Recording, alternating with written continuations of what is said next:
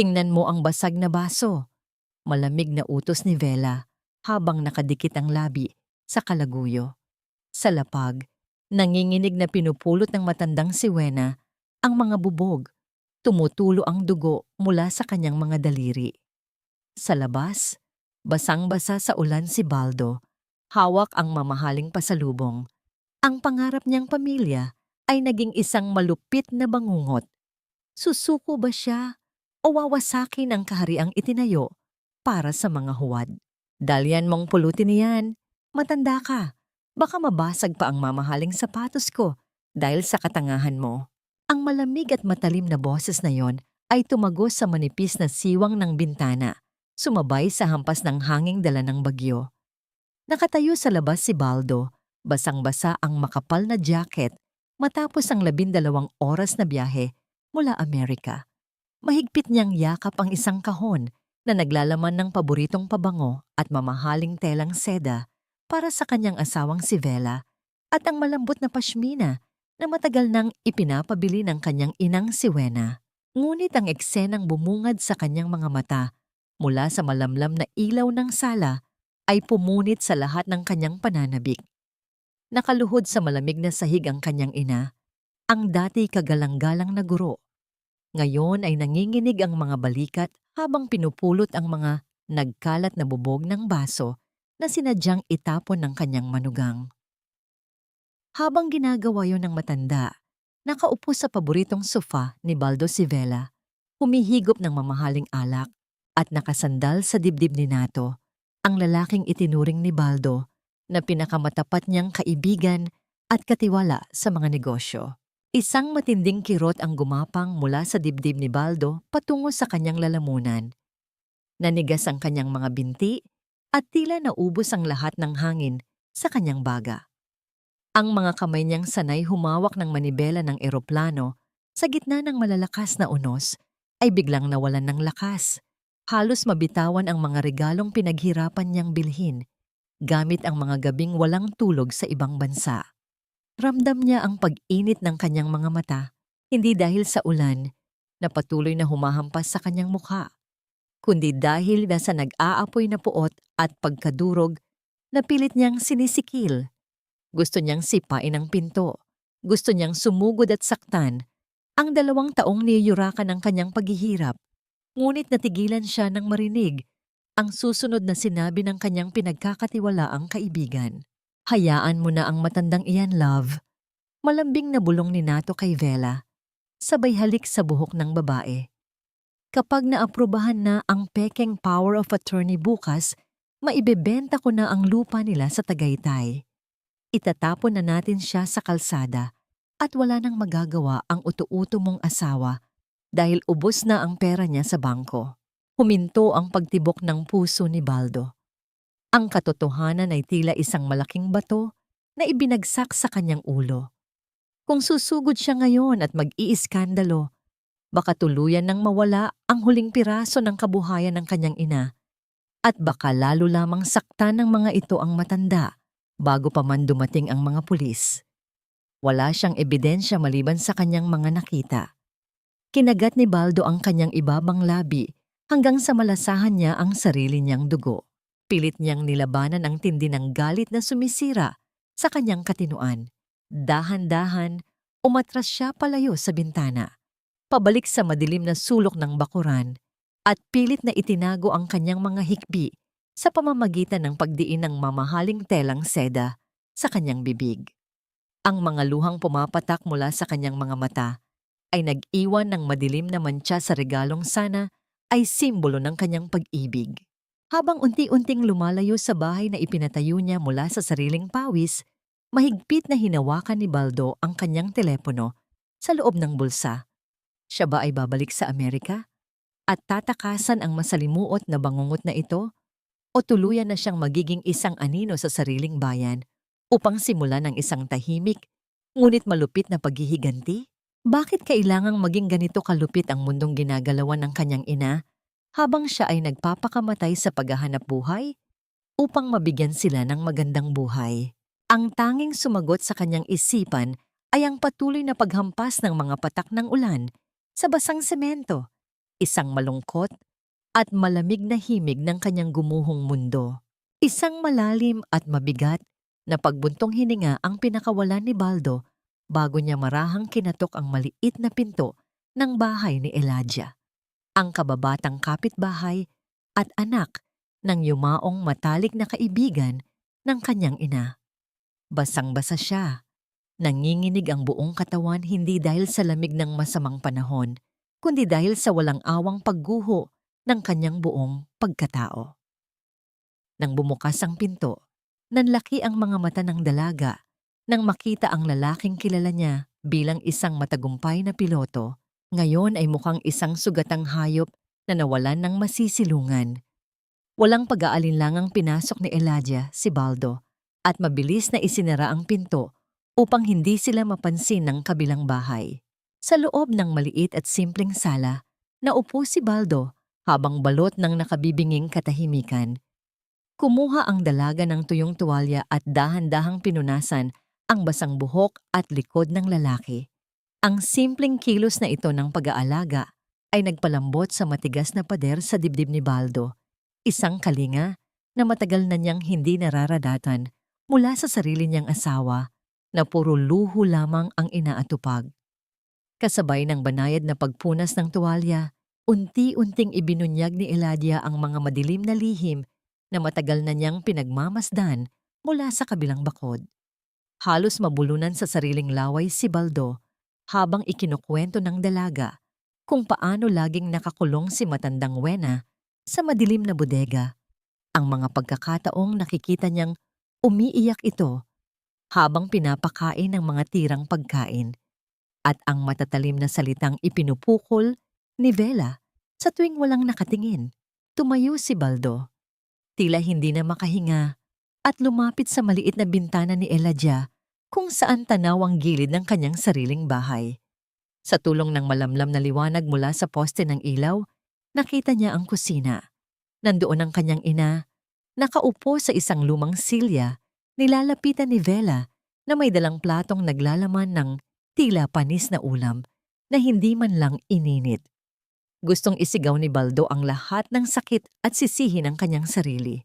Naging bulag siya sa pag-aakalang ang mga dolyar na ipinapadala niya buwan-buwan ay sapat na upang protektahan at pasayahin ang babaeng nagluwal sa kanya. Ang kanyang kasipagan ay naging sandata pa pala upang lalong abusuhin ang kanyang pamilya. Upang simulan ang kanyang malamig na plano, inilabas niya ang kanyang telepono at tinawagan ang asawa. Pinilit niyang pakalmahin ang nanginginig niyang boses upang magpanggap na nasa isang silid siya ng hotel sa Amerika at katatapos lamang ng kanyang biyahe. Ilang saglit pa ay sinagot iyon ni Vela. Rinig na rinig ni Baldo ang biglaang pagbabago sa tono ng asawa. Naging napakatamis, malambing, at tila isang maamong tupa. Sinabi nitong abala raw siya sa pag-aalaga kay mama na sinusubuan niya ito ng masarap na hapunan dahil mahal na mahal niya ang kanyang biyenan. Nakakabaliw ang laso ng kasinungalingang yon para kay Baldo, lalo pa at kitang-kita niya mula sa bintana ang tunay na nangyayari sa mismong mga oras na yon. Habang patuloy na nakikinig sa mga pagpapanggap ni Vela, isang nagliliyab na tanong ang gumugol sa isip ni Baldo. Bakit hindi man lang sumisigaw o humihingi ng tulong ang kanyang ina sa mga kapitbahay tuwing aalis si Vela para makipagkita kay Nato? Ano ang matinding ipinanakot nila sa matanda upang maging ganito siya kapipi at sunod-sunuran? Ang mga katanungang ito ay biglang naputol nang makita niya mismo kung paano hinila ng madiin ni Vela ang buhok ni matandang Wena nang subukan nitong iwasan ang maruming pagkain na isinusubo sa kanya. Ganoon pa rin katamis ang boses ni Vela sa telepono habang tahimik na sinasaktan ang matanda. Hinawakan ng napakahigpit ni Baldo ang kanyang cellphone. Bumabaon ang bakal sa kanyang palad hanggang sa mamuti ang kanyang mga buko at muntik na itong mabasag.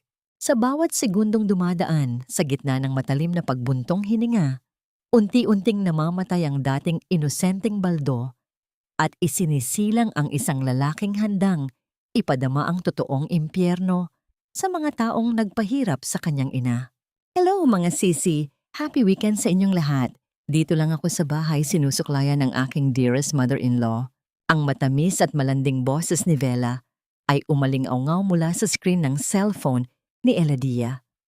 Nakaupo si Baldo sa madilim na sulok ng maliit na sala, tahimik na pinapanood ang live video ng kanyang asawa sa Facebook. Sa video, maingat at puno ng kunwaring lambing na sinusuklayan ni Vela ang puting buhok ni matandang Wena. Nakangiti pa ito sa kamera, tila isang anghel na bumaba sa lupa. Siyempre, kailangan nating alagaan ang mga magulang ng ating mga asawa habang nagpapakahirap sila sa abroad. Shoutout nga pala sa asawa kong si Baldo na super hardworking. We love you, love. Nakakuyom ang mga kamao ni Baldo hanggang sa bumao ng kanyang mga kuko sa sariling palad habang binabasa ang daan-daang komento na pumupuri sa kabaitan ng kanyang asawa. Tinatawag itong hulog ng langit. Isang huwarang manugang at napakaswerte raw ni Baldo. Ngunit ang totoo, ang bawat papuring iyon ay tila mga matatalim na patalim na paulit-ulit na humihiwa sa kanyang dibdib. Nang matapos ang live video, mabilis na tumayo si Baldo at muling sumilip mula sa siwang ng bintana ni Eladia. At doon, saktong nakita niya ang mabilis na pagbagsak ng maskara ng reyna ng kasinungalingan. Wala pang isang segundo, matapos patayin ng kamera, walang awang itinulak ni Vela ang balikat ng matanda. Nawala ang matamis na ngiti at napalitan ng matinding pandidiri. Tumayo ka dyan.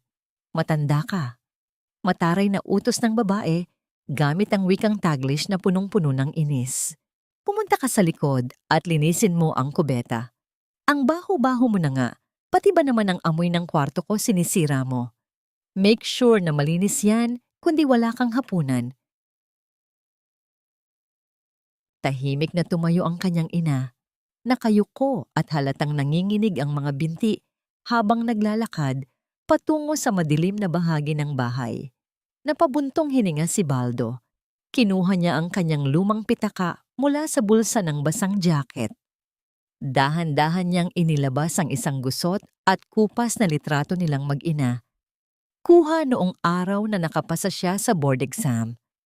Sa litratong iyon, nakangiti ng napakatamis ang kanyang ina, bakas ang pagmamalaki sa pagiging isang guro at isang magulang na nagtagumpay sa pagpapalaki ng anak. Maingat na pinadaanan ng hinlalaki ni Baldo ang nakangiting mukha ng ina sa papel. Pilit na dinarama ang init ng pagmamahal na ngayon ay ninakaw at pinalitan ng malamig na mga pasa at sugat. Sa kalagitnaan ng kanyang pagdadalamhati, napukaw ang kanyang atensyon nang bumukas ang pinto ng kanilang bahay at pumasok si Nato. May inilabas itong isang maliit na bote mula sa kanyang mamahaling bag at palihim na inabot kay Va. Nagbulungan ang dalawa habang masamang nakatingin sa direksyon kung saan naroon ang kanyang ina. Isang nakakapasong katanungan ang nabuo sa isip ni Baldo. Ano ang laman ng maliit na boteng iyon na tila napakahalaga at napakapanganib? Upang humanap ng kasagutan at ihanda ang kanyang legal na ganting salakay, tinawagan ni Baldo si Attorney Serafin, ang matandang abogado na matalik na kaibigan ng kanyang yumaong ama. Matapos ilahad ni Baldo ang lahat ng kanyang natuklasan at mga hinala, isang mabigat na katahimikan ang namayani sa kabilang linya. Ang paglipat ng mga pahina ng dokumento na ginagawa ng abogado ay nagbigay ng malamig na kaba sa dibdib ng piloto. Baldo, panimula ng matanda. Ang boses ay puno ng awa ngunit may seryosong babala. Tiningnan ko ang mga bank accounts mo gaya ng pakiusap mo kanina. Halos said na ang lahat ng ipon mo. Sa pamamagitan ng pekeng pirma, unti-unting nailipat ni Nato ang mga pondo sa mga dummy accounts. Napapikit si Baldo. Ang pera ay maaari niyang kitain muli mula sa pagpapalipad ng eroplano, Ngunit ang susunod na sinabi ng abogado ang tuluyang nagpaguho sa kanyang mundo. Ngunit hindi iyan ang pinakamalaking problema natin. Patuloy ni Attorney Serafin, ang boses ay tila nagbabadya ng isang malagim na unos. May nakabinbin na bentahan para sa lupa ninyo sa Tagaytay. Baldo, kung magkamali tayo ng hakbang bukas, mapapasa kanila ng tuluyan ang kaisa-isang pamana ng ama mo. At ang pinakamasaklap, mawawalan ng matitirhan at tuluyang mapupunta sa kalsada ang mama mo. Ang malamig na tunog ng mga papel na isinasara ng abogado ay umalingaw-ngaw sa pandinig ni Baldo. Tila nagtatakda ng oras na palapit na ng palapit sa katapusan. Ang malamig na tunog ng mga papel na isinasara ng abogado mula sa kabilang linya ay tila naging gasolina sa nag-aapoy na kaba sa dibdib ni Baldo. Muli niyang itinuon ang kanyang paningin sa bintana. Saktong oras upang masaksihan ang isang eksenang tuluyang dudurog sa natitira niyang pagtitimpi.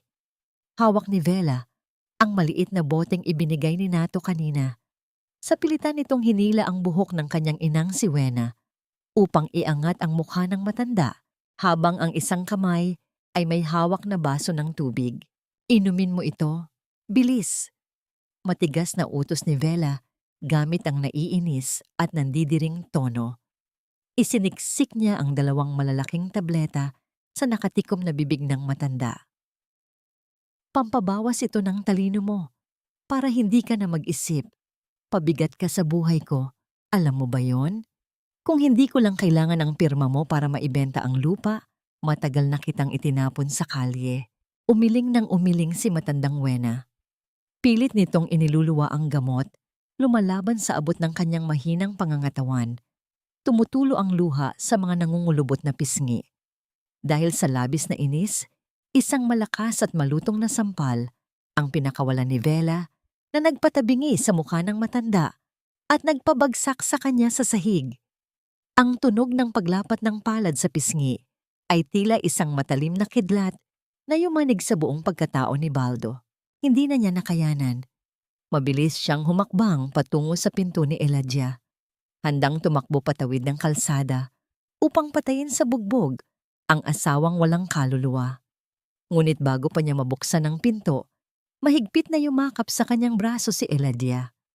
Buong lakas siyang pinigilan ng dalaga, umiiyak at nagmamakaawang ipaalala sa kanya ang babala ng abogado. Kung susugod siya ngayon na walang matibay na ebidensya maliban sa kanyang salita, baka baliktarin sila ni Vela sa batas. Baka tuluyan ng mawala ang natitirang yaman at ang mismong kaligtasan ng kanyang ina. Kailangan nila ng malinaw na pruweba, isang lihim na kamera na magre-record ng bawat pang-aabuso sa loob ng impyernong iyon nang hindi namamalayan ng mga demonyo. Bumigay ang mga tuhod ni Baldo. Napaluhod siya sa malamig na sahig ni Eladia, dinudurog ng sariling kahinaan at ng mabigat na realidad. Ibinaon niya ang kanyang mukha sa maliliit na palad ng dalaga at doon ay tahimik na humagulgol. Ang bawat paghikbi ay walang tunog, ngunit ramdam na ramdam ang tindi ng kalbaryo ng isang anak na pakiramdam ay isa siyang malaking duwag.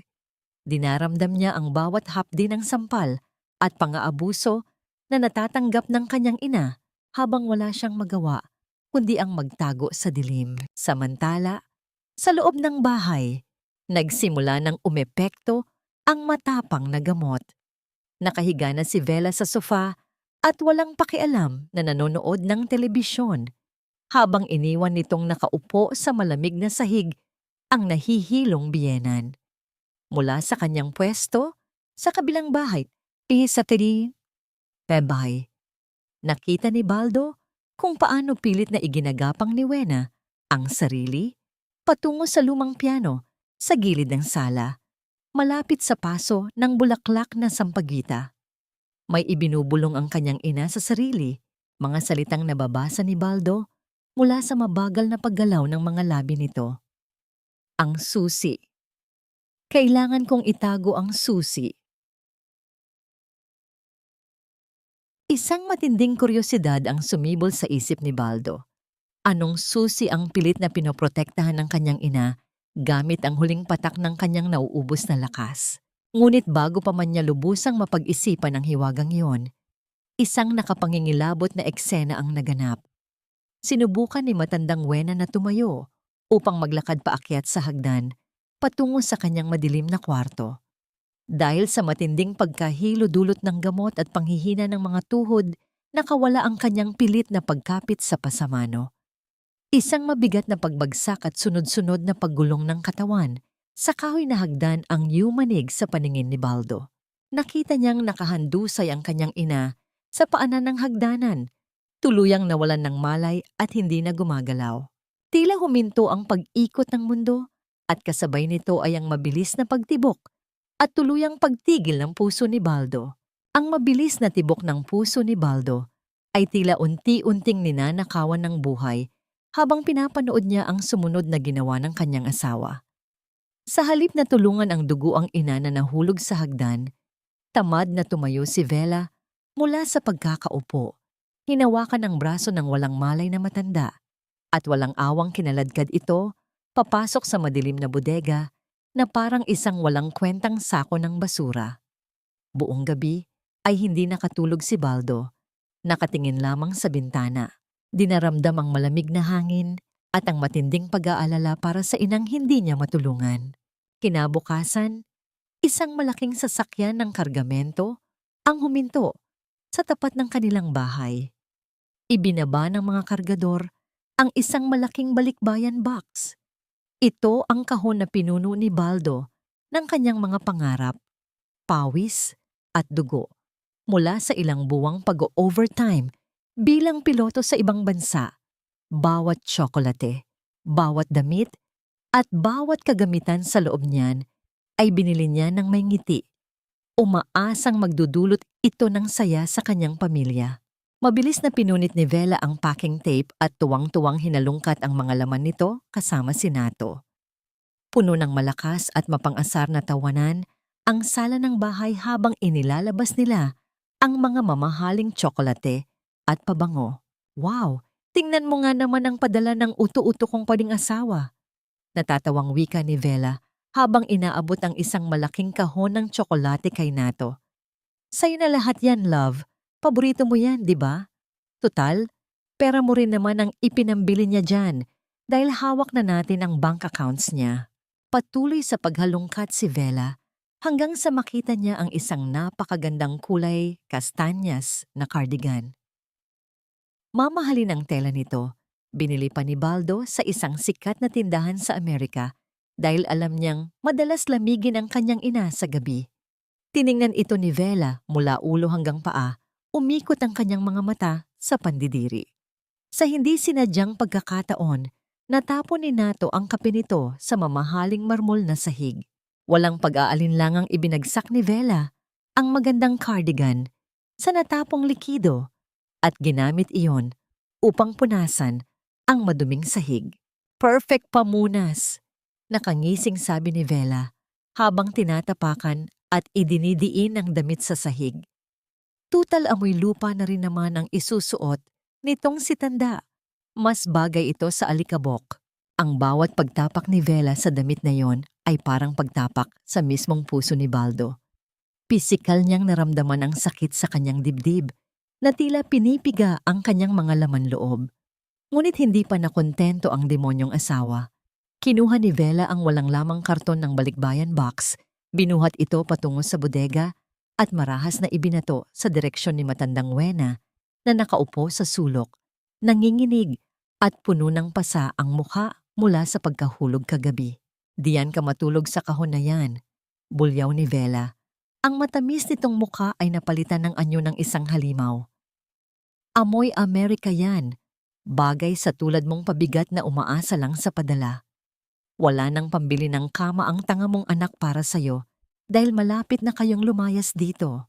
Isang katanungan ang pumasok sa isip ni Baldo habang pinagmamasdan ng pangyayari.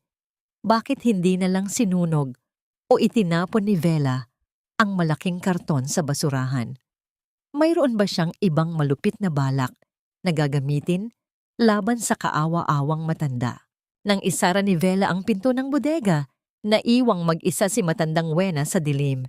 Dahan-dahang gumapang ang matanda patungo sa malaking kahon. Sa halip na itulak ito palayo, dahan-dahan niyang niyakap ang walang lamang karton. Ipinikit niya ang kanyang mga mata at idinikit ang pasanyang muka sa magaspang na ibabaw nito.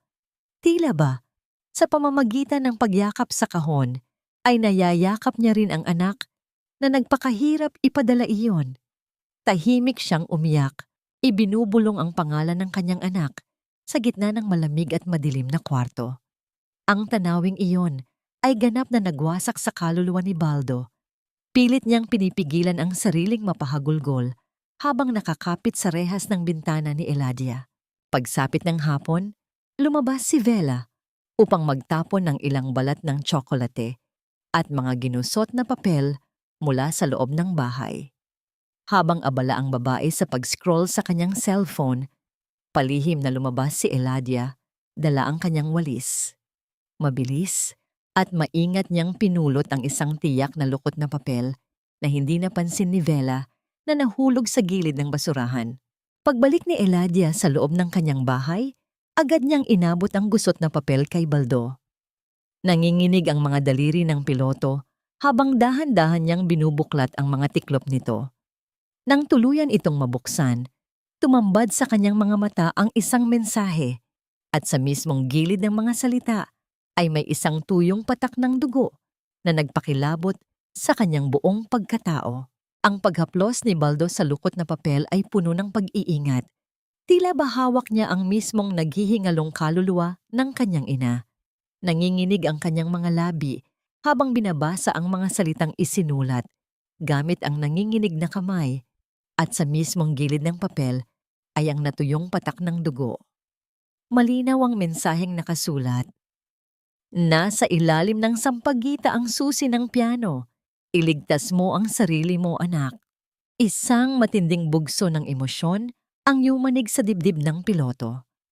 Ang sampagwita, ang paboritong halaman ng kanyang yumaong ama na matagal nang inaalagaan ng kanyang ina sa gilid ng sala, malapit sa lumang piano. Ngunit paano niya makukuha ang susing iyon kung hindi siya maaring magpakita sa asawa?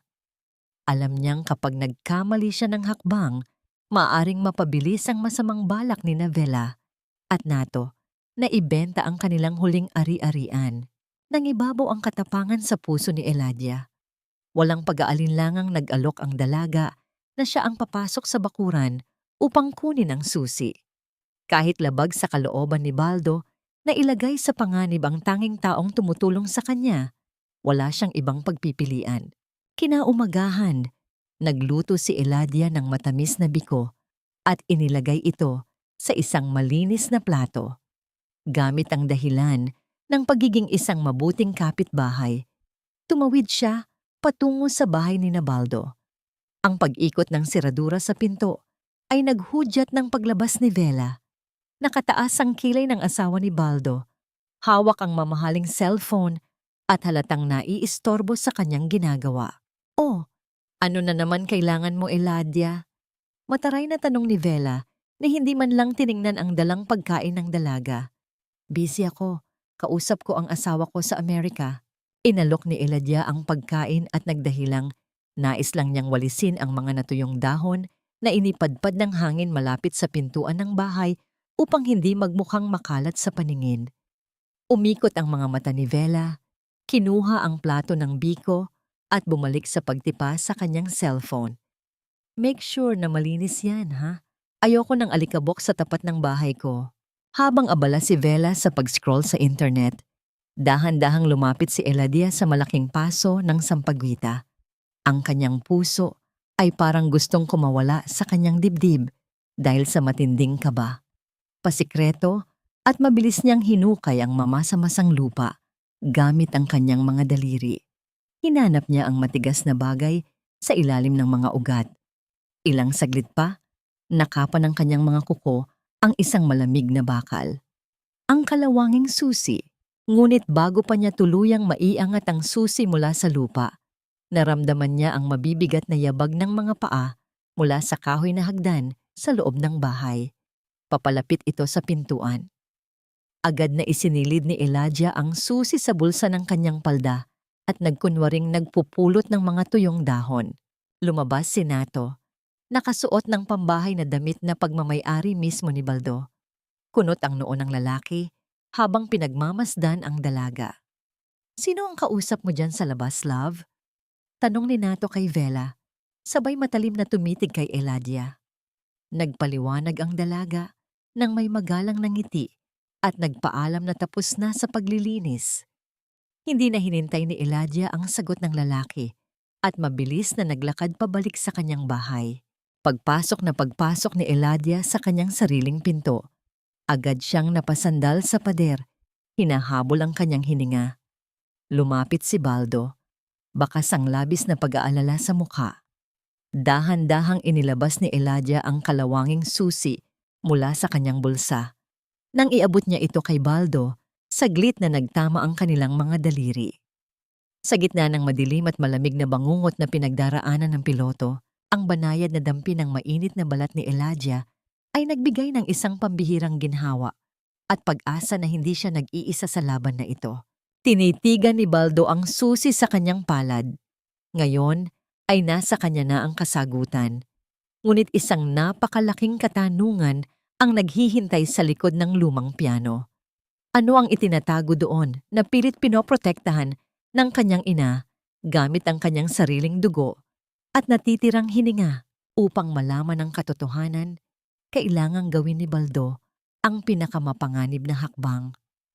Kailangan niyang pumasok ng palihim sa mismong bahay na kanyang ipinatayo sa kalagitnaan ng gabi habang mahimbing na natutulog ang dalawang demonyong sumisira sa kanyang pamilya. Isang maling galaw lamang at maaari niyang mawala ang lahat. Dinama ni Baldo ang bigat ng laban mula sa lamig ng bakal. Pagpatak ng hating gabi, binalot ng madilim at mabigat na ulap ang kalangitan. Ginamit ni Baldo ang pagkakataong ito upang gumapang pabalik sa sarili niyang teritoryo. Dumaan siya sa likurang pinto, sa bahaging may sirang seradura na siya lamang ang nakakaalam dahil hindi ito kailanman inayos ng kanyang asawa. Ang pagpasok sa bahay na ipinatayo mula sa sarili niyang pawis upang mag-asal bilang isang magnanakaw ay nagdulot ng labis na pait sa kanyang lalamunan. Madilim ang buong paligid. Namamayani ang malamig na hangin mula sa siwang ng bintana. Dahan-dahan siyang naglakad patungo sa sala, maingat na iniiwasan ang mga pamilyar na bahagi ng kahoy na sahig na alam niyang lilikha ng ingay. Nang marating niya ang lumang piano, nanginginig ang kanyang mga kamay na ipinasok ang kalawanging susi sa butas nito. Ang banayad na pag-ikot ng bakal sa loob ng seradura ay tila nagbukas hindi lamang sa lalagyan, kundi sa mismong nakakulong na katotohanan ng kanyang pamilya. Sa loob nito ay nakatago ang isang makapal at lumang sobre. Pagbukas niya, bumungad ang mga malilinaw na pruweba ng impyernong dinaranas ng kanyang ina araw-araw. May mga nakatagong reseta ng matatapang na gamot na pampatulog na ipinangalan sa ibang tao. Mga gusot na litrato ng naglipa ng pasa sa mga braso at binti ni Wena na tila palihim nitong ipinakuha kay Elijah noon, at isang manipis na kwaderno, ang talaarawan ng kanyang ina. Gamit ang mahinang liwanag na nagmumula sa poste sa labas ng kalsada, binasa ni Baldo ang mga pahinang isinulat ng isang inang nagdurusa sa kamay ng mga demonyo. "Baldo anak, patawad." Simula ng isang pahina, ang sulat kamay ay magulo at halatang nanginginig. "Hindi ko sinasabi sa iyo ang mga ginagawa nila dahil baka umuwi ka at sirain nila ang trabaho mong pinaghirapan mo ng matagal. Binalaan nila ako. Ayokong maging dahilan ng pagbagsak mo. Titiisin ko na lang ang lahat, kahit gaano kasakit at kahit hindi ko na maalala ang sarili ko minsan. Basta alam kong ligtas ka. Mahal na mahal kita, anak ko." Dinama ng nanginginig na mga daliri ni Baldo ang pahina ng kwaderno. Magaspang ito dahil sa mga natuyong mantsa ng luha at mga patak ng dugo na ibinuhos ng kanyang ina sa bawat gabi ng kalungkutan. Ang paghaplos sa mga mantsang iyon ay tuluyang nagpaguho sa natitirang pader ng kanyang emosyon. Walang tunog na pumatak ang kanyang mga luha, hinuhugasan ang sakit sa kanyang dibdib at pinapalitan ito ng isang malamig at nag-aalab na puot. Hinding-hindi na siya magiging biktima, ngunit sa paglipat niya sa susunod na pahina, napansin niya ang isang magaspang na punit. May isang buong pahina ang sadyang tinanggal. Ano ang nakasulat doon na kailangang alisin at itago ni Matandang Wena sa kabila ng lahat ng ebidensyang naipon na nito? Bago pa man niya mapag-isipan ang hiwagang iyon, naramdaman niya ang pamilyar na pag-inggit ng kahoy na hagdan. May mga pababang yabag. Nanigas si Baldo sa kanyang kinatatayuan. Mabilis at tahimik siyang nagtago sa madilim na likuran ng malaking sofa. Hawak ng mahigpit ang sobrang naglalaman ng mga ebidensya. Mula sa kanyang pwesto, nakita niya ang anino ni Vela na naglalakad patungo sa kusina upang kumuha ng maiinom. Ngunit biglang tumigil ang babae sa kalagitnaan ng paglalakad. Dahan-dahang lumingon si Vela patungo sa direksyon ng sala. Naiwang nakabukas ang takip ng lumang piano. Ang mahinang yabag sa kahoy na sahig ay nagsimulang magbago ng direksyon, palapit ng palapit patungo sa kanyang pinagtataguan. Lalong bumilis at bumigat ang paghinga ni Baldo habang ang anino ni Vela ay unti-unting lumalaki sa sahig na pinaliliwanag ng maputlang ilaw mula sa labas. Palapit ng palapit ang kanyang asawa sa nakabukas na piano. Mahigpit na niyakap ni Baldo ang sobrang naglalaman ng mga ebidensya sa kanyang dibdib. Nagdarasal na hindi mapansin ng babae ang kanyang presensya sa likuran ng sofa. Eksaktong ihahakbang na sana ni Vela ang kanyang paa upang silipin ang loob ng piano ng isang malakas at marahas na paghampas ng hanging dala ng bagyo ang nagpabukas sa isang sirang bintana sa kusina. Napalingon si Vela dahil sa gulat na dulot ng marahas na paghampas ng kahoy na bintana sa pader. Habang naglalakad ang babae patungo sa kusina upang isara ito, ginamit ni Baldo ang pagkakataon. Walang anumang ingay siyang gumapang at mabilis na lumabas sa pinto sa likuran. Muling nilamon ng dilim at malamig na gabi. Kinabukasan, pagbukas ng opisina ni Attorney Serafin, agad na inilapag ni Baldo ang mga ebidensyang nakalap niya mula sa piano at sa tulong ni Eladia. Tiningnan ng matandang abogado ang mga patunay ng pang-aabuso, ang mga reseta ng matapang na gamot, ang mga litrato ng pasa, at ang duguang talaarawan ng isang inang nagdurusa. Bakas sa mukha ng abogado ang matinding galit at awa, ngunit agad din itong napalitan ng determinasyon upang tulungan ang anak ng kanyang yumaong kaibigan. Inilabas ni Attorney Serafin ang mga pinakabagong dokumento na nakuha niya mula sa kanyang mga koneksyon. Ipinakita niya kay Baldo ang isang kopya ng kasunduan na lihim na inihahanda ni Nato para maibenta ang lupain nila sa Tagaytay sa isang mayamang negosyante. Kung sakaling mapirmahan ito, tuluyang mawawalan ng matitirhan ang kanyang ina. Tinitigan ni Baldo ang orihinal na titulo ng lupa. Dahan-dahan niyang pinadaanan ng kanyang nanginginig na hinlalaki ang nakaimprintang pangalan ng kanyang yumaong ama. Ang kapirasong papel na ito ay hindi lamang basta ari-arian.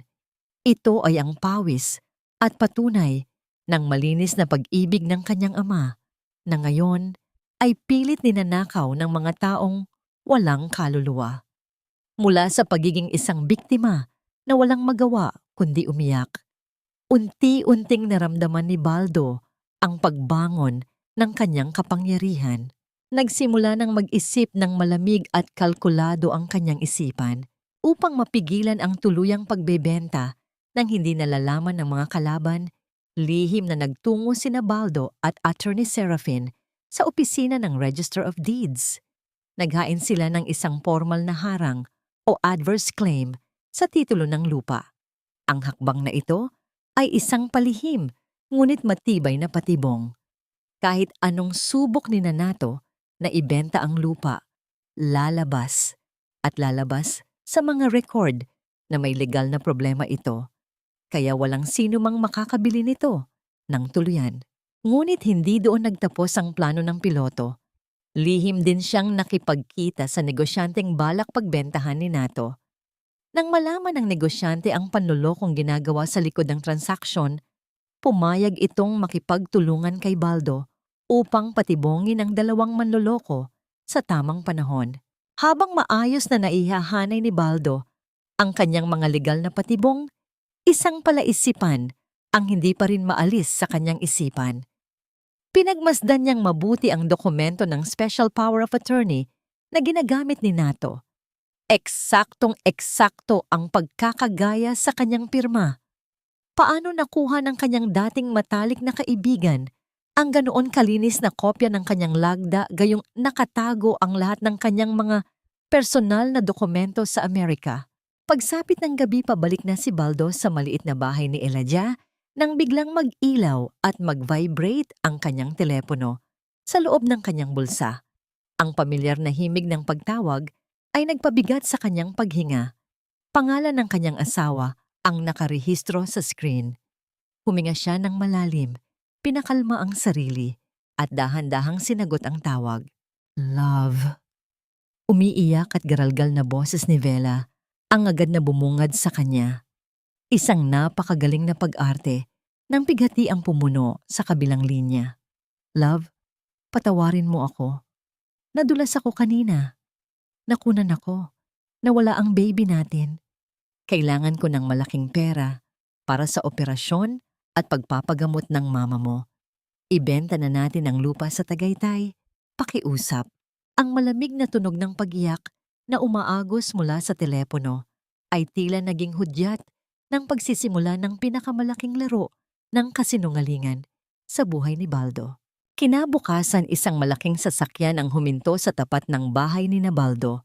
Dala ang kanyang mga maleta, naglakad siya patungo sa pintuan bilang isang bagong dating na asawa mula sa Amerika.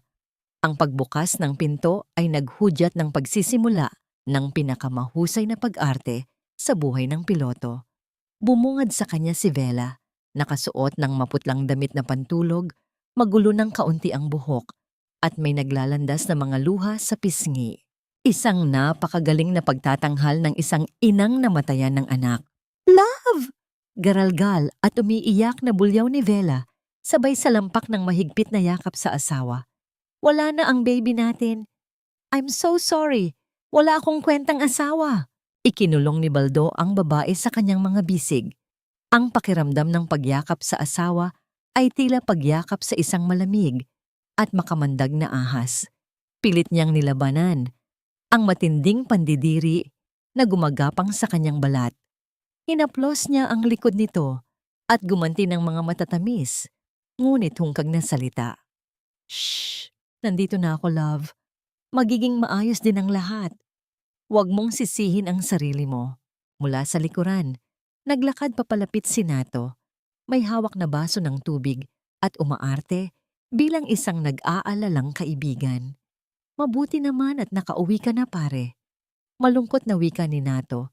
Tinapik pa ng marahan ang balikat ni Baldo. Grabe ang pinagdaanan ng asawa mo. Ginawa ko ang lahat para damayan siya habang wala ka. Tiningnan ni Baldo ang lalaking itinuring niyang kapatid. Kung hindi lang niya alam ang madilim na katotohanan, baka tuluyan na siyang naniwala sa maamong mukha nito. Inabot ni Baldo ang kamay ni Nato at nakipagkamay ng mahigpit. Maraming salamat, pare.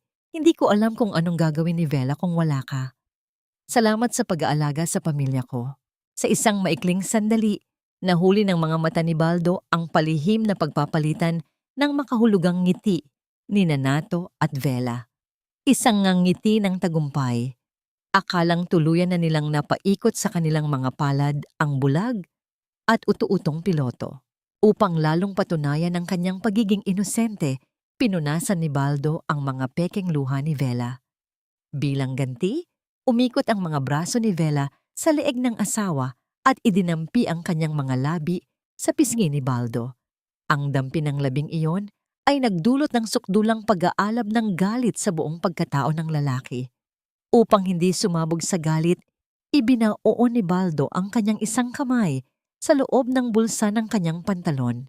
Kinuyom niya ang kanyang kamao nang napakahigpit hanggang sa tuluyang bumaon ang kanyang mga kuko sa sariling palad. Dinaramdam niya ang sakit ng laman upang panlaban sa sakit ng panloloko hanggang sa mag-iwan ito ng malalalim na marka na muntik nang magpadugo sa kanyang balat. Habang iginagaya siya ng dalawa patungo sa sala, napansin ni Baldo na napakalinis ng buong bahay. Wala ang mga nagkalat na balat ng tsokolate at walang anumang bakas ng kalat. At ang pinakapinagtataka niya, bukas ng maluwang ang pinto ng madilim na bodega at wala doon ang malaking balikbayan box na naging higaan ng kanyang ina nitong mga nakaraang araw. Bakit kaya inilipat ni Vela ang kanyang ina bago siya dumating? Ano ang panibagong palabas na inihanda ng mga ito? Huminga ng malalim si Baldo, nagpanggap na naghahanap. Nasaan ang mama ko? Tanong niya na may halong pekeng pag-aalala. Gusto ko siyang makita. Kamusta na ba siya? Dahan-dahang humarap si Vela. Ang kaninang umiiyak na mukha ay napalitan ng isang malungkot at puno ng awang ekspresyon. Nasa guest room siya, love. Nagpapahinga. Malambing nitong sagot. Huwag ka sanang mabibigla. Matanda na si mama. Medyo mahina na ang isip niya dahil sa sakit. Minsan, hindi na niya tayo nakikilala. Ang mga salitang iyon ay sinundan ng isang tipid na paggalaw ng mga labi ng babae. Ang pamilyar na kislap sa mga mata na nagkukubli ng matinding kasamaan.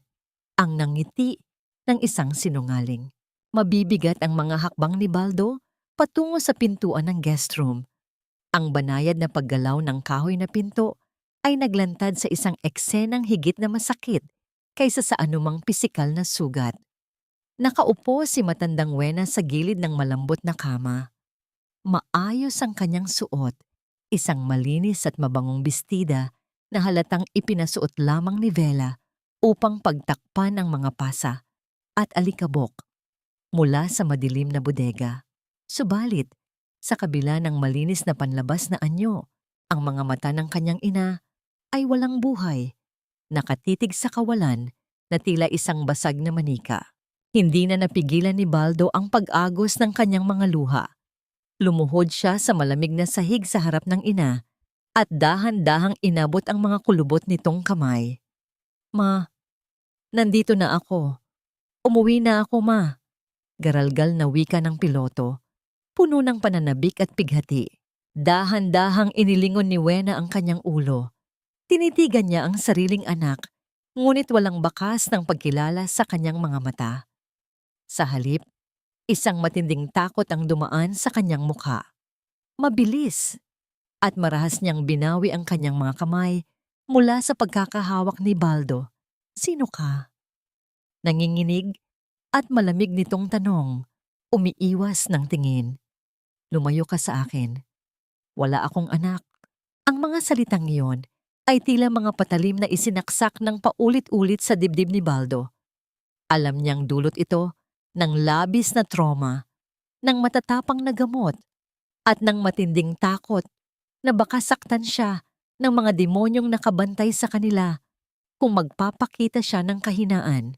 Mula sa likuran, naglakad papalapit si Vela at inilagay ang kamay sa balikat ng asawa. See, love, sabi ko sa'yo eh. Malungkot na wika ni Vela gamit ang kanyang maamong Taglish na boses.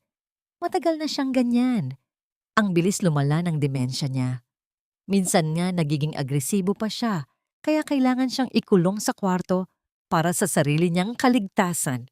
Pilit na nilunok ni Baldo ang namumuong galit sa kanyang lalamunan. Tumayo siya at walang sabi-sabing niyakap ng napakahigpit ang kanyang ina. Ibinaba niya ang kanyang mukha sa leeg ng matanda upang itago ang kanyang totoong emosyon mula sa mapanuring paningin ng kanyang asawa. Sa paglapat ng kanyang labi sa tainga ng ina, bumulong siya gamit ang pinakamahinang tinig na tanging silang dalawa lamang ang makakarinig. Alam ko ang lahat, ma. Magtiwala ka. Patapos na ito. Ililigtas kita. Saglit na tumigil sa paghinga si Wena. Wala siyang sinabing kahit na ano. Nanatili siyang tulala. Ngunit sa ilalim ng mapanlinlang na tingin nina, Vela at Nato, palihim na pinisil ng nanginginig na daliri ng ina ang dulo ng hinlalaki ni Baldo. Isang napakahina at mabilis na pisil.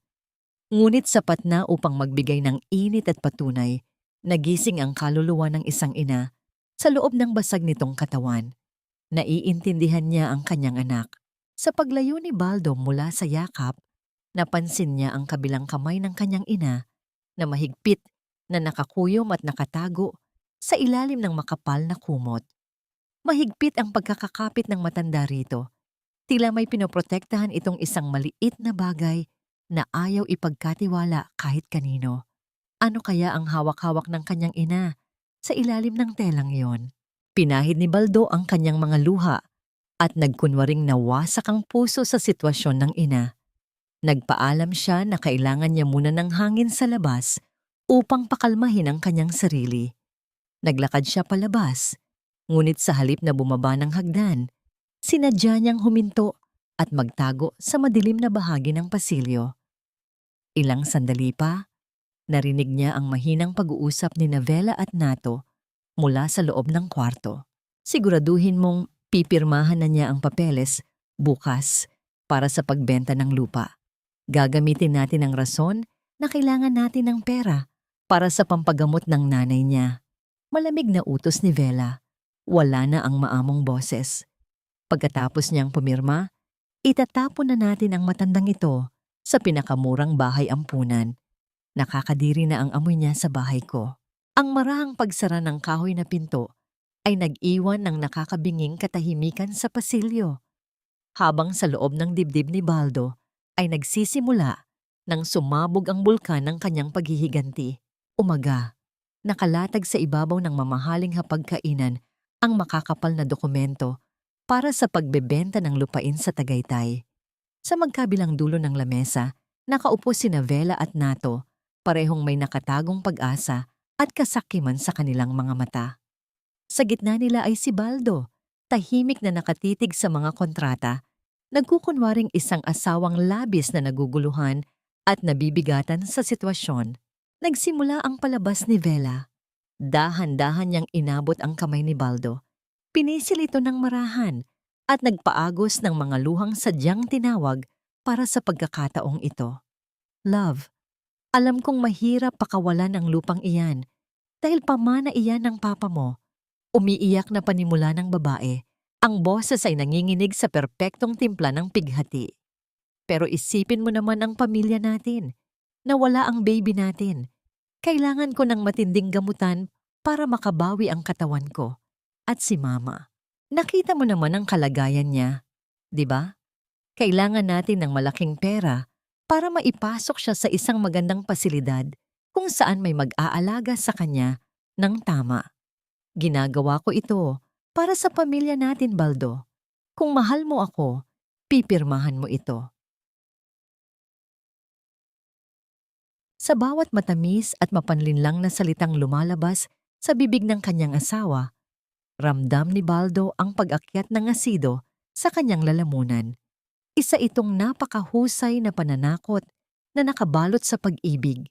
Isang klasikong paraan ng pagmamanipula upang palabasin na siya ang magiging masamang tao kung hindi niya ibibigay ang kanyang ari-arian. Sumigunda rin si Nato mula sa kabilang upuan. Ang boses ay puno ng pagkukunwari bilang isang nagmamalasakit na kaibigan. Oo nga, pare. Sayang naman ang offer ng buyer. Malaki ito. Makakabawi kayo sa lahat ng gastusin at makakapagsimula ulit kayo ni Vela ng bagong pamilya. Ako na ang gumawa ng paraan para mabilis na maaprubahan ito para hindi na kayo mahirapan. Nagpanggap si Baldo na labis na nag-aalangan. Nagpakawala siya ng isang malalim na paghinga. Pilit na ipinapakita ang anyo ng isang lalaking sumusuko sa tadhana. Sige, kung ito ang makakabuti sa asawa ko at sa mama ko, papayag na ako. Mabilis na iniabot ni Vela ang isang mamahaling itim na ballpen. Nang kunin ito ni Baldo, saglit na napako ang kanyang paningin sa kamay ng babae. Tinitigan niya ang kumikinang na singsing na brilyante sa daliri ni Vela. Ang singsing na pinag-ipunan niya ng 2 taon. Binili mula sa kanyang dugot pawis sa ibayong dagat. Sa isip-isip niya, hinihintay na lamang niya ang tamang oras upang bawiin hindi lamang ang alahas na yon, kundi pati na rin ang huling patak ng dignidad ng babaeng sumira sa kanyang ina.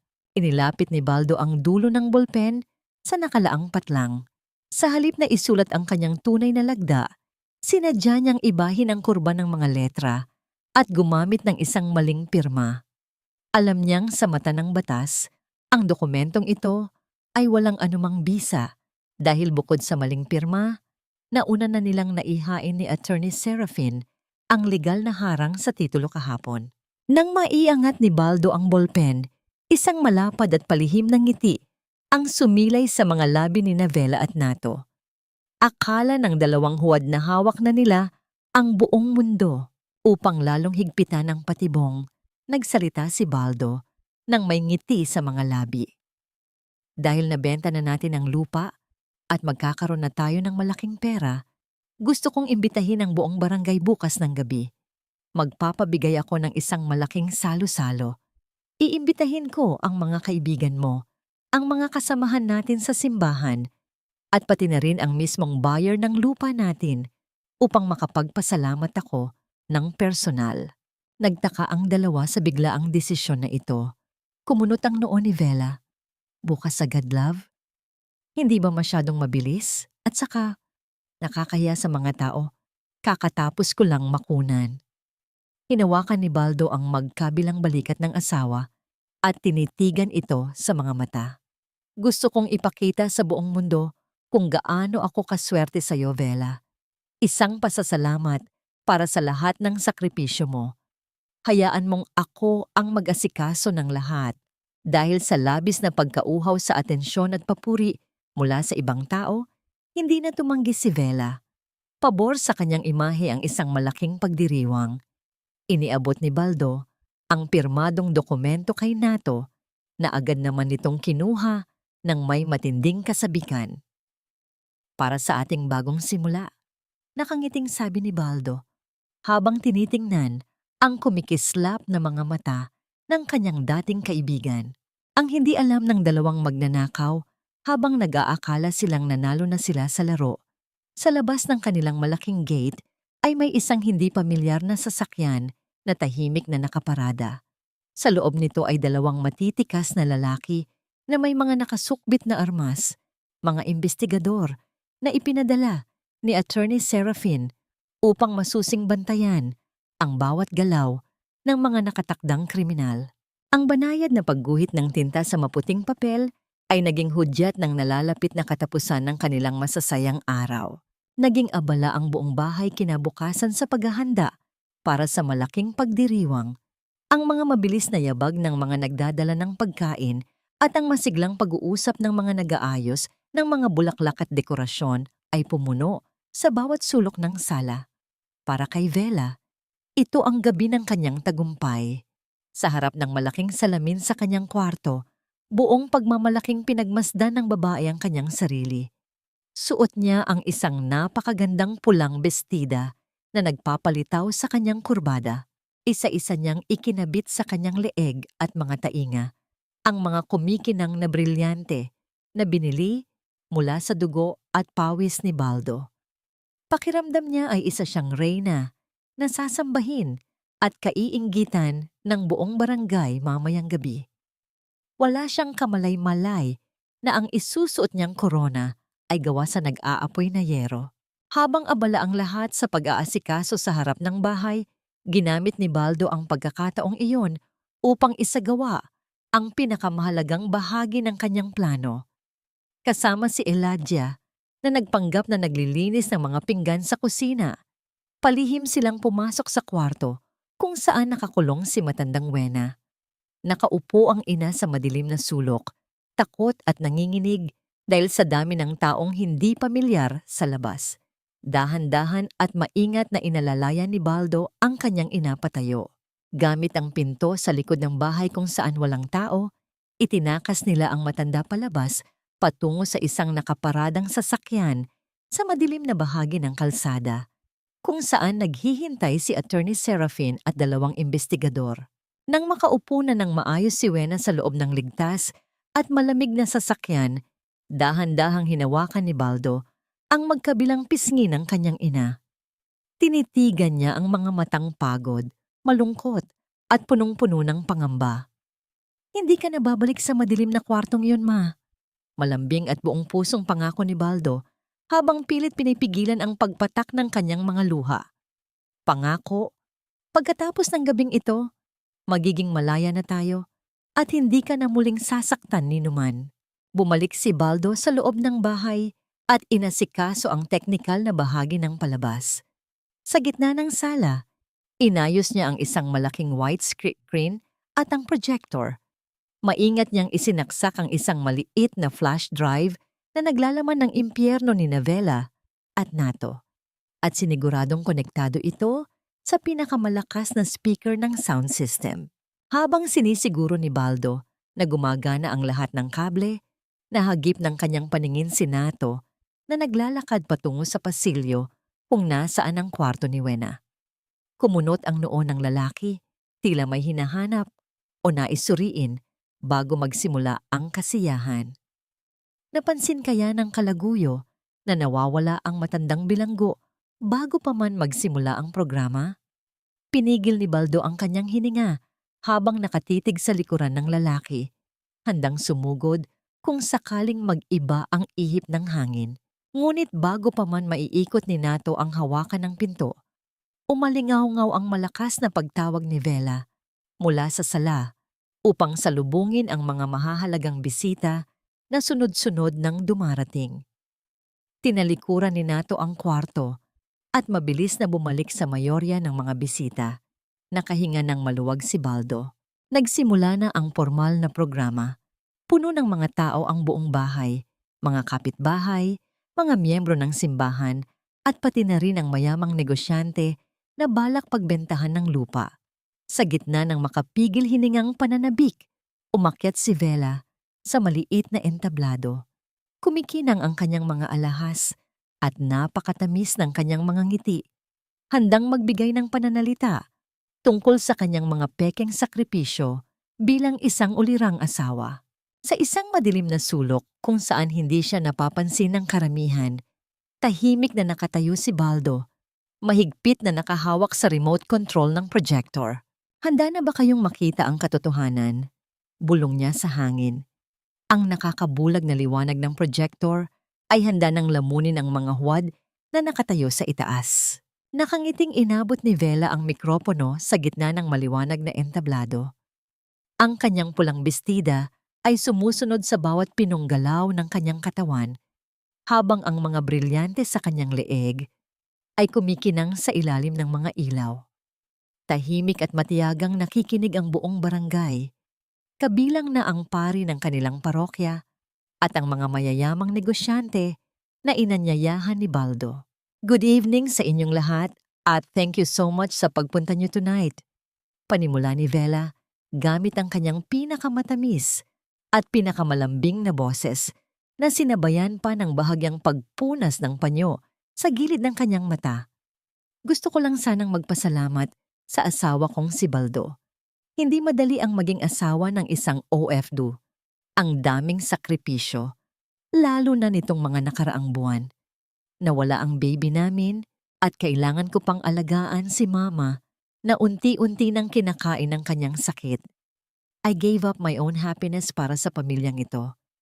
Pero seeing my husband here tonight, feeling ko worth it lahat ng pagod ko. I love you, love." Nagpalakpakan ang mga tao. May mga babaeng bisita pa na napaluha sa tindi ng pag-arte ni Vela. Ang pari ay marahang tumango bilang pagsang-ayon sa kabutihan ng babae.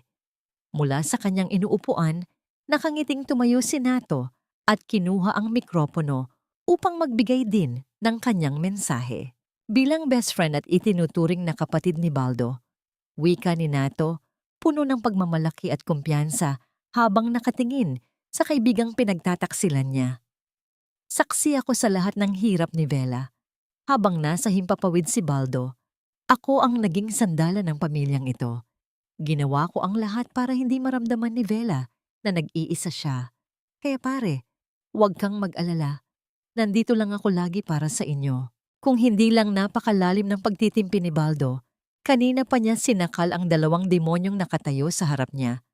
Ang bawat salitang lumalabas sa kanilang mga bibig ay parang basag na salamin na pilit isinusubo sa kanyang lalamunan.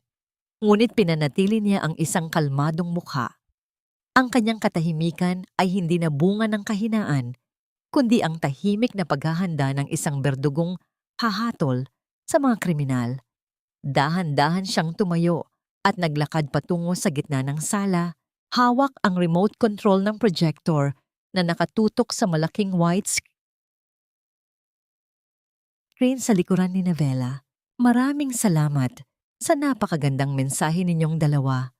Malamig ngunit malalim na wika ni Baldo. Ang kanyang paningin ay nakapako ng matalim sa mga mata ng kanyang asawa. Dahil sa lahat ng iyong ipinakita, Vela, meron akong inihandang isang napaka-espesyal na regalo. Isang patunay ng lahat ng iyong ginagawa kapag wala ako. Isang video na nagpapakita ng totoong ikaw. Isang malawak at puno ng kayabangang ngiti ang sumilay sa mga labi ni Vela. Inayos niya ang kanyang buhok at buong pagmamalaking humarap ng bahagya. Inaaasahang makikita ng buong barangay ang isang madramang compilation ng kanyang mga pekeng sakripisyo o mga larawan nila ni Baldo habang naglalakbay noong sila ay bagong kasal pa lamang. Ang ningning sa kanyang mga mata ay refleksyon ng kanyang walang hanggang kasakiman sa atensyon at papuri. Pinihit ni Baldo ang kanyang daliri at idiniin ang pindutan ng remote control. Ang matalim na liwanag mula sa lente ng projector ay tumama sa malaking screen. Inaasahan ng lahat ang isang romantikong musika. Ngunit ang umalingaw-ngaw sa pinakamalakas na speaker ng sound system ay isang pamilyar, ngunit nakapangingilabot na boses. Dahan-dahang nawala ang ningning sa mga mata ni Vela. Ang mapagmataas niyang ngiti ay biglang nanigas at ang kanyang mga labi ay nagsimulang manginig nang mapansin niya ang pagbabago ng kulay ng liwanag na tumatama sa kanyang likuran.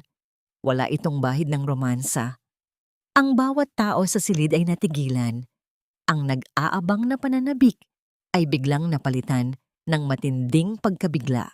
Mula sa malalaking speaker, malinaw at buong-buong narinig ang boses ni Vela. Matalim, nandidiri at walang awa. Inumin mo ito, bilis. Pampabawas ito ng talino mo para hindi ka na mag-isip. Matanda ka. Pabigat ka sa buhay ko. Kasunod ng mga salitang yon ay ang malinaw na tunog ng isang malakas at malutong na sampal. Ang sabay-sabay at malakas na pagkuha ng hininga ng lahat ng mga bisita ay tila sumipsip sa lahat ng hangin sa loob ng buong kabahayan. Sa ibabaw ng malaking screen, walang awang ibinunyag ang bawat madilim na lihim na matagal nang nagkukubli sa loob ng bahay na yon. Nakita ng buong barangay kung paano walang awang itinulak ni Vela ang walang kalaban-labang si Matandang Wena, kung paano nito ginawang pamunas sa sahig ang mamahaling damit, at kung paano marahas na ibinato ang walang lamang karton bilang higaan. Kasunod nito ay ang malinaw na usapan nila ni Nato na nakuha mula sa spy camera na maingat na itinago ni Baldo. Umalingaw-ngaw ang boses ng Kalaguyo na buong kayabangang nagsasabi, "Tutal, pera mo rin naman ang ipinambili niya dyan dahil hawak na natin ang bank accounts niya." Ang mga mukhang kanina'y puno ng paghanga at pag-idolo para kay Vela ay biglang napalitan ng matinding pandidiri at puot. Ang pari ay mariing umiling, bakas ang malalim na pagkadismaya at pagkaawa sa ginawang paglapastangan sa matanda. Ang mayamang negosyante naman ay tumayo mula sa kanyang pag-upo at pagalit na itinuro si Nato. Isinusumpa ang panlolokong muntik na niyang pasukan ukol sa pekeng bentahan ng lupain sa Tagaytay. Ang buong bulwagan ay napuno ng mga nagpupuyos na bulungan at nag-aalab na pagtingin.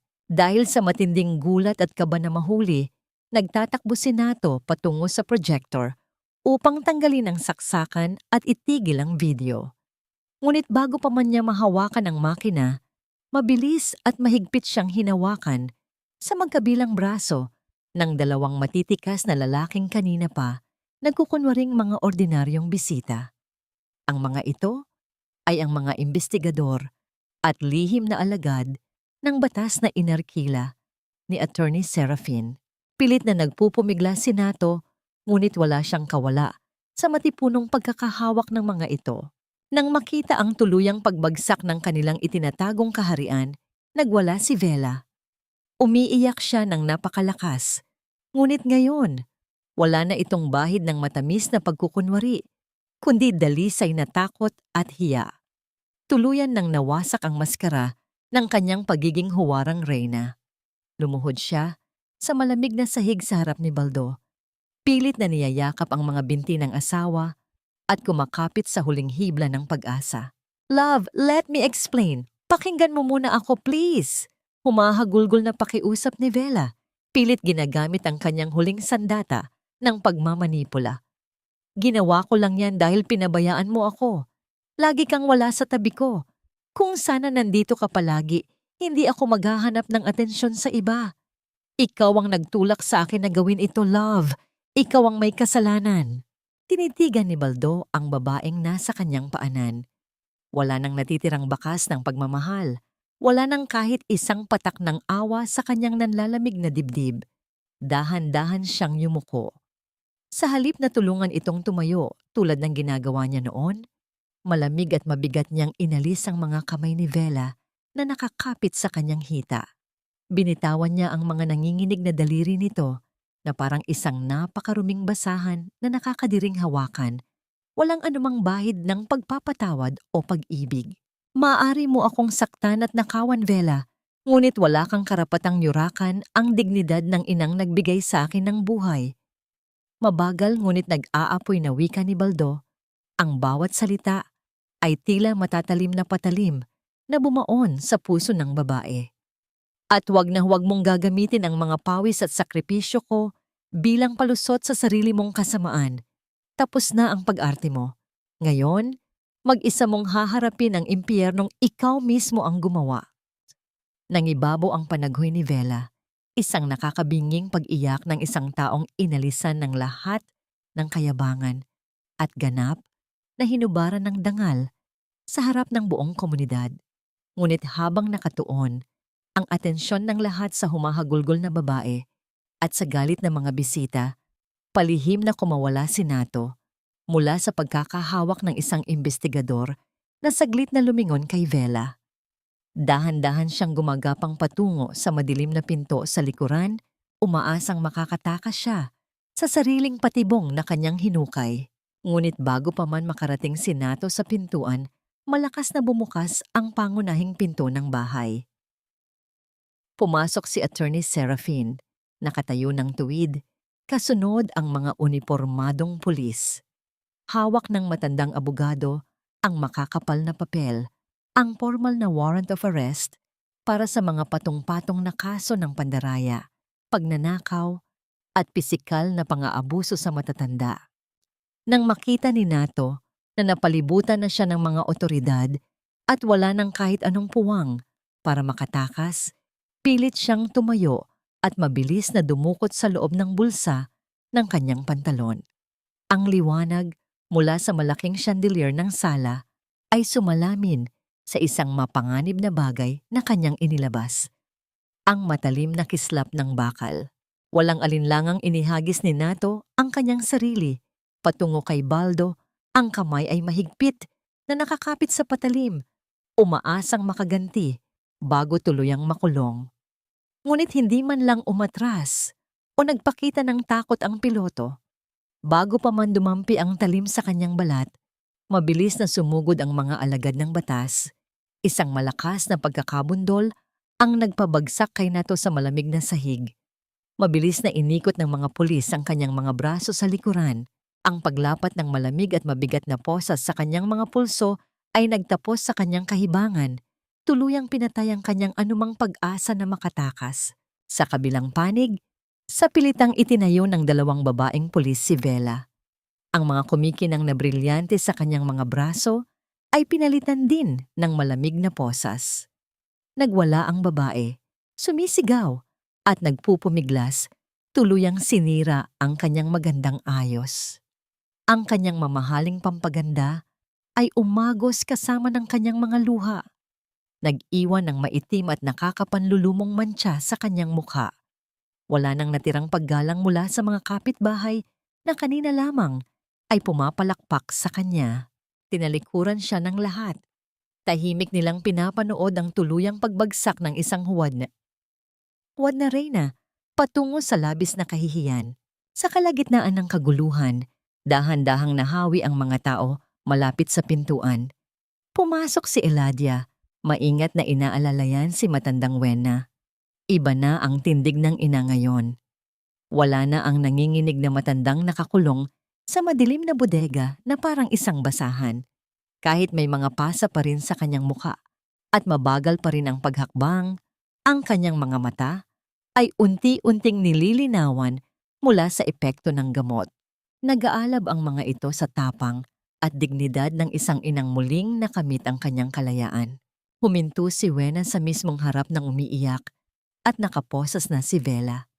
Tumingala ang asawa ni Baldo. Pilit pa ring naghahanap ng simpatiya mula sa babaeng inabuso niya ng matagal, ngunit wala itong napala. Dahan-dahang yumuko si Wena. Tinitigan ng tuwid ang mga mata ng babaeng nagpahirap sa kanya. Inakala mong ang pananahimik ko ay isang kakaduwagan. Tahimik ngunit napakadiin na wika ng matanda. Ang boses ay hindi nanginginig. Ngunit tandaan mo ito, Vela. Ang pag-ibig ng isang ina ay hindi kailanman magiging kahinaan. Ginawa kitang malakas sa iyong imahinasyon dahil pinili kong magdusa para sa kaligtasan ng anak ko.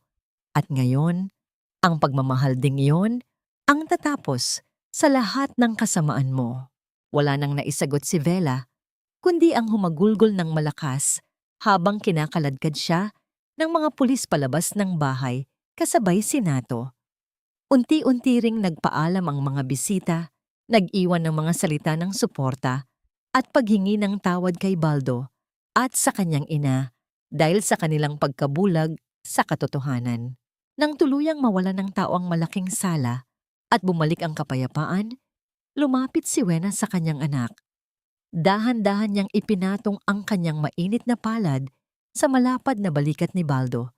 Isang simpleng haplos na nagtanggal sa lahat ng bigat, luha at pagod na pinasan ng piloto nitong mga nakaraang linggo. Niyakap ni Baldo ang kamay ng kanyang ina at idinikit ito sa kanyang pisngi. Tiningnan ni Baldo ang buong kabahayan. Napakaganda nito, napakalaki, ngunit punong-puno ng madilim at masasalimuot na alaala ng pagtataksil. Hindi ito ang bahay na pinangarap niya para sa kanyang ina. Huminga siya ng malalim, nilalasap ang unang sandali ng tunay na kalayaan. Tiningnan niya si Wena at si Eladia na nakatayo sa kanilang tabi. Panahon na para umuwi sa totoo nating tahanan, ma.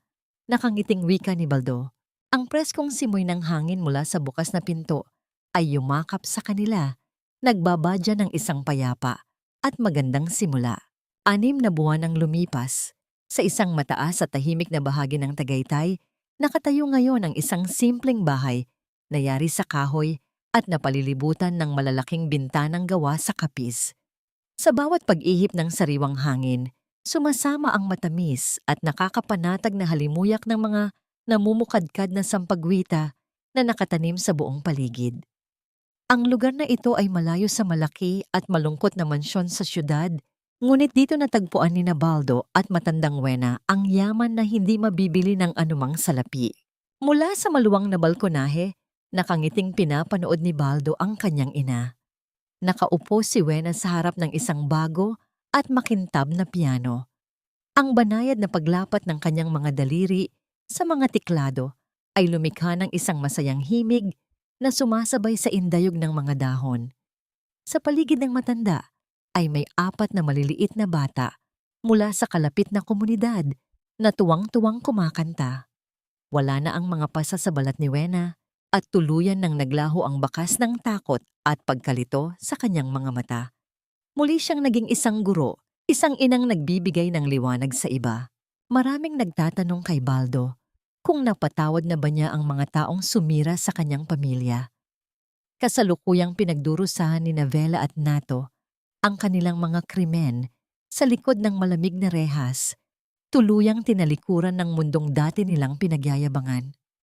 Para kay Baldo, ang tunay na pagpapatawad ay hindi ang pagkalimot sa kasalanan, kundi ang pagpili na huwag nang maging bilanggo ng puot. Pinatawad niya ang kanyang sarili sa pagiging bulag noon at ibinigay sa batas ang karapatang magparusa. Sa pagbura niya sa anino ng galit, nakapasok ang tunay na kapayapaan sa kanyang puso. Napatunayan niyang ang kapayapaan ay hindi matatagpuan sa dami ng perang ipinapadala mula sa ibang bansa o sa laki ng bahay na inuuwian, kundi sa mismong presensya, yakap at kaligtasan ng mga mahal sa buhay. Isang malalim na aral ang itinanim ng tadhana sa kaluluwa ng dating piloto. Natutunan niyang ang pamilya ay hindi isang responsibilidad na matatapos lamang sa pamamagitan ng pagbibigay ng material na bagay. At higit sa lahat, naintindihan niya na ang tahimik na pagsasakripisyo ng isang ina ay hindi dapat abusuhin o gawing dahilan upang siya ay saktan. Ang katahimikan ng pag-ibig ay isang sagradong panata na dapat pinoprotektahan. Kaya naman, pinili ni Baldo na tuluyan ng iwan ang pagpapalipad ng eroplano sa ibang bansa upang simulan ang isang maliit na negosyo ng pagtatanim, kung saan araw-araw niyang masisilayan ang ngiti ng kanyang ina. Habang patuloy sa pagtugtog si Wena, dahan-dahang lumabas mula sa kusina si Eladia dala ang isang bandehado ng bagong lutong suman at matamis na mangga para sa mga bata. Pinagmasdan ni Baldo ang dalaga. Mula sa pinakamadilim na kabanata ng kanyang buhay, si Eladia ang nagsilbing tanglaw at kasama niya sa pagbuo ng bagong simula. Gumawa si Baldo ng 2 tasa ng mainit na kape. Naglakad siya papalapit kay Eladia at inabot ang 1 tasa. Nang kunin ito ng dalaga, saglit na nagtama at nagtagal ang dampi ng kanilang mga daliri. Dinaramdam nila ang init mula sa tasa at ang banayad na kuryente ng panibagong pag-asa na dumadaloy sa kanilang mga ugat. Tiningala ni Eladia si Baldo at doon, nagkatinginan sila at nagpalitan ng isang matamis at walang salitang nanangiti. Wala mang formal na pangako na nabitawan. Ang simpleng ngiting iyon ay sapat na upang magsilbing tahimik na sumpa ng isang maganda, payapa at tapat na bukas. Sa patuloy na pag-ihip ng malamig na hangin sa Tagaytay, ang tanging naiwan ay ang malambing na musika ng piano, ang masasayang halakhak ng mga bata, at ang malinaw na patunay na pagkatapos ng pinakamalakas na unos, laging may sisibol na sampagwita upang magbigay ng bagong halimuyak sa buhay.